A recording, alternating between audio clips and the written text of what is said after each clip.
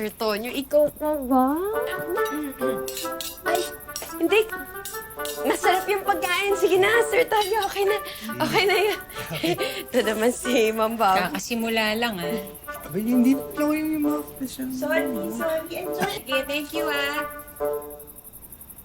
Ito, kaya kapagad eh. Hindi naman ako yung yumakap. Pasalamat lang naman eh. Dami ebas, kainis. Eto naman. Ito naman. In fairness, ginawa mong air freshener yung mukha ko, ha? Sila si Lena na yung gumawa nito. Kaya huwag kang loloko-loko, ang daming nakatingin sa'yo. Kahit nakatalikod ako, papaligiran kita, ha? Bobby, pwede ba akong lumipat dyan? Ang layo kasi.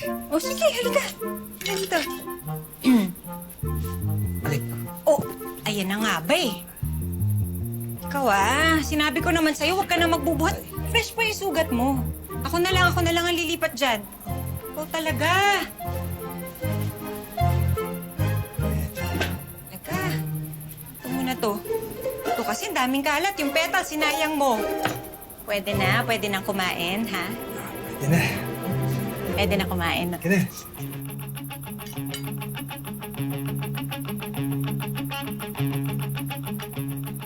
Tonyo, gusto mo ng chicken?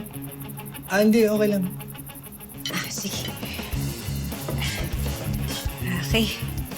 Buti naman. Kain tayo. Salad ka lang? Kahit ako eh. Okay lang. Sige. John! Bakit hindi kita makontak? Dad, are you okay? Glenn, yeah, I'm okay. Are you sure?